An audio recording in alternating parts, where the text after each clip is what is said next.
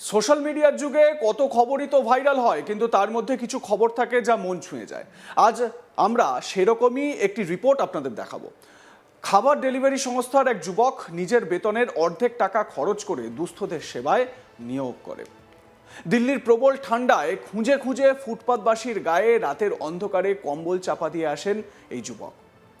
এছাড়া যে কোনো অনুষ্ঠানে দুস্থদের কেক মিষ্টি তুলে দেওয়া তো আছেই, আর এইসব করতে গিয়ে নিজের বেতনের অর্ধেক টাকাই চলে যায়, কিন্তু তাতেও কোনো ক্ষোভ নেই ওই যুবকের। দুস্থ মানুষদের সেবা করে এক অনাবিল আনন্দ পান তিনি, খুঁজে পান জীবনে এগিয়ে চলার রসদ। অবশ্য এই কাজের জন্য নিজের প্রয়াত বাবাই আদর্শ ওই যুবকের। তার বাবাই তাকে শিখিয়েছিলেন জীবনে বড় মানুষ হলে কি হলে না সেটা বড় কথা নয়, কিন্তু জীবনে ভালো কাজ করতে হবে। আমরা যার কথা বলছি তিনি দিল্লির ভালসোয়া কলোনির এলাকার বাসিন্দা আকাশ সরোজ। পেশায় খাবার ডেলিভারি সংস্থার কর্মী। 5 বছর ধরে সে এই কাজ করছে। দিনে 12 ঘন্টা ধরে লোকের বাড়ি অফিসে খাবার পৌঁছে দেয় হাসি মুখেই, আর এরই মাঝে দুস্থদের সেবার জন্য সময় বের করেন। বাবার মৃত্যুর পর পুরো সময়ের জন্য কাজ শুরু করেছেন আকাশ। বাবার ট্রিটমেন্টের খরচের জন্য যে ঋণ নিয়েছেন সেই ঋণের পরিমাণ 3 লক্ষ টাকা। আকাশ সরোজের কথায় বাবা বলতেন, জীবনে বড় হলে কি হলে না সেটা বড় ব্যাপার নয়, জীবনে ভালো কাজ করতে হবে, অন্যকে সাহায্য করতে হবে, আর্থিক অবস্থা যাই হোক না কেন। সরোজ জানিয়েছেন তার দিনে 800 থেকে 1000 টাকা আয় হয়, তার মধ্যে 300 থেকে 400 টাকা পেট্রোলের পিছনেই চলে যায়, হাতে থাকে আর 600 টাকা মতন। আর সেই টাকা থেকেই দুস্থদের জন্য তিনি কেনাকাটি করেন। শীতের সময় কম্বল কেনেন, অনুষ্ঠানে দিওয়ালি বা হোলি এই সমস্ত অনুষ্ঠানে মিষ্টি কেনেন, সেই মিষ্টি বিতরণ করেন, ক্ষুধার্তকে খাবার দাবার বিলি করেন। দেখুন, এই আকাশ কিন্তু মন ছুঁয়ে গেল সবার।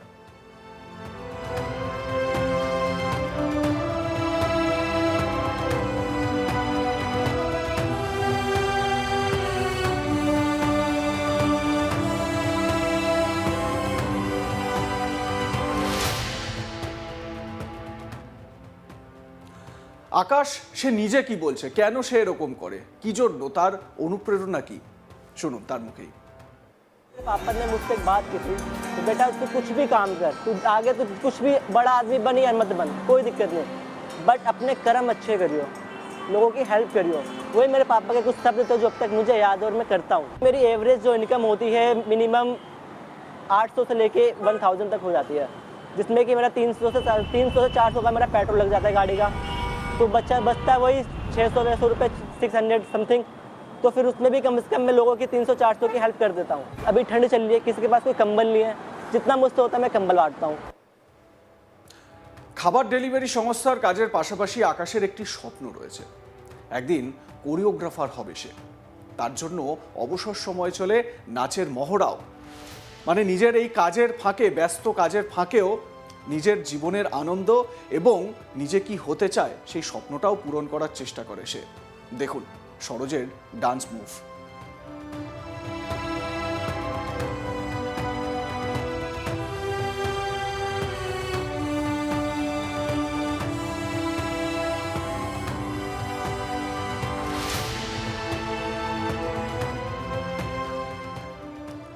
আয়ের 50% অভাবী মানুষদের সাহায্য করার জন্য ব্যয় করেন, এবং একজন ডেলিভারি সংস্থার কর্মী হিসেবে জীবনের চ্যালেঞ্জ মোকাবিলা করার পাশাপাশি গত 5 বছর ধরে তিনি এই অভ্যাসটি বজায় রেখেছেন। ডেলিভারির কাজের বাইরে সরোজ একজন উৎসাহী নৃত্যশিল্পী, যিনি একজন পেশাদার কোরিওগ্রাফার হওয়ার স্বপ্ন দেখেন। গ্রাহকরা তার দাতব্য প্রচেষ্টাকে স্বীকৃতি দিতে শুরু করার পর তার গল্পটি সবার নজরে আসে।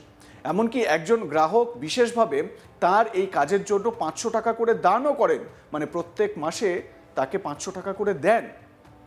একবার ভাবুন, প্রত্যেকে এরকম মানুষদের যদি সাহায্য করার জন্য আমরা এগিয়ে আসি, আমাদের নিজেদের উপার্জিত অর্থ থেকে একদম সামান্য থেকে অতি সামান্য অ্যামাউন্টও যদি আমরা দান করি, মানে 100 টাকা করেও যদি দান করি, তাহলে কিন্তু সেই সংখ্যাটা আবার সেই হিসেবটা অনেক বড় হয়। এবং এই শীতের সময় যারা এই কনকনে ঠান্ডায়, আমরা তো ধরুন গায়ে জ্যাকেট দিয়ে সোয়েটার পরে অফিস করতে পারছি, যাতায়াত করতে পারছি, কিন্তু যাদের কাছে সেটাও নেই, সেই সংস্থানটুকুও নেই, যারা প্রত্যেক দিন আমাদের চোখের সামনেই এই কনকনে ঠান্ডায় শীতের রাতে একেবারে খোলা আকাশের নিচে শোন, তাদের জন্য যদি কিছু ব্যবস্থা করতে পারি তাহলে এটা কিন্তু একটা বড় পাওনা হবে নিজেদের জন্য, নিজেদের মনের শান্তির জন্য। যে শান্তি ঠিক এই সরোজ আকাশ সে নিজে পাচ্ছে।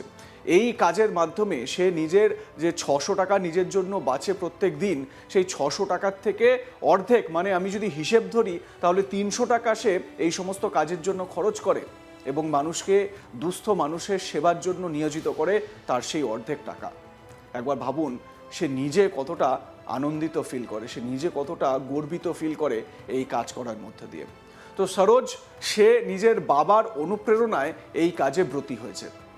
তার বাবা তাকে যে পরামর্শ দিয়েছিলেন বা যে উপদেশ দিয়েছিলেন, সেই উপদেশকে মাথায় রেখে সরোজ এই কাজ করে চলেছেন। আকাশের বাবা বছর দুয়েক হলো প্রয়াত হয়েছেন। এবারে তার বাবার জন্য নেওয়া যে ঋণ, বাবার চিকিৎসার জন্য নেওয়া যে ঋণ 3 লক্ষ টাকা, সেই ঋণের টাকাও তাকে শোধ করতে হচ্ছে। তার পাশাপাশি আকাশ এই ধরনের দুস্থদের সেবায় নিজেকে নিয়োজিত করেছেন। সত্যি এক বড় পাওনা আমাদের সমাজে। আকাশের মতন লোকরাই তো মূল্যবান রতন। আকাশ নিজে কি বলছেন আরও একবার শুনুন তার গল্প। मेरे पापा ने मुझसे एक बात की थी कि बेटा तू कुछ भी काम कर, तू आगे तू कुछ भी बड़ा आदमी बन या मत बन, कोई दिक्कत नहीं, बट अपने कर्म अच्छे करियो, लोगों की हेल्प करियो। वही मेरे पापा के कुछ शब्द थे जो अब तक मुझे याद है और मैं करता हूँ। मेरी एवरेज जो इनकम होती है मिनिमम 800 से लेके 1000 तक हो जाती है, जिसमें कि मेरा 300 से 400 का मेरा पेट्रोल लग जाता है गाड़ी का, तो बचता है वही 600 रुपये 600 समथिंग। तो फिर उसमें भी कम से कम मैं लोगों की 300-400 की हेल्प कर देता हूँ। अभी ठंड चल रही है, किसी के पास कोई कंबल नहीं है, जितना मुझसे होता है मैं कंबल बांटता हूँ। দেখুন, আকাশের মতন ব্রতী কিন্তু আমরাও হতে পারি। আমাদের শহর কলকাতাতেই এরকম অনেক সংস্থা রয়েছে, অনেক এরকম মন্দির মসজিদ কমিটি রয়েছে, এরকম অনেক জায়গা রয়েছে যেখানে কিন্তু আপনারা নিজেরা দান করতে পারেন। সেখানে প্রচুর হয়তো কোনো জায়গায় বাচ্চাদের জন্য ব্যবস্থা করা হয়, তাদের পড়াশোনার ব্যবস্থা করা হয়, সেখানে খাওয়া দাওয়ার ব্যবস্থা করা হয়। দেখুন, আমি একটা ছোট্ট কথা বলছি, যদি আমরা নিজেরা চাই তাহলে আমাদের আয়ের থেকে অন্তত কিছু টাকা খরচ করে আমরা সেই সমস্ত মানুষদের জন্য যারা সত্যি নিডি, তাদের জন্য কিন্তু কিছু টাকা পয়সা বা কিছু বই খাতা পেন যারা পড়াশোনা করতে চায়, বা তাদের দুবেলা দুমুঠো খাওয়ার সংস্থানের জন্য কিছু চাল ডাল এই সমস্ত কিনে দিলেও দিতে পারি। অবশ্যই এটা আমরা করতে পারি এবং আমাদের মধ্যে এরকম এই আকাশের মতন মানুষজন রয়েছে বলেই তো আমাদের পৃথিবীটা এতটা সুন্দর, তাই না? আপনাদের মতামত কি? লাইক কমেন্ট শেয়ার করতে ভুলবেন না। দেখতে থাকুন আজ তাক বাংলা। সাবস্ক্রাইব করুন আমাদের ইউটিউব চ্যানেলটি, বেল আইকন প্রেস করুন নোটিফিকেশন পেতে।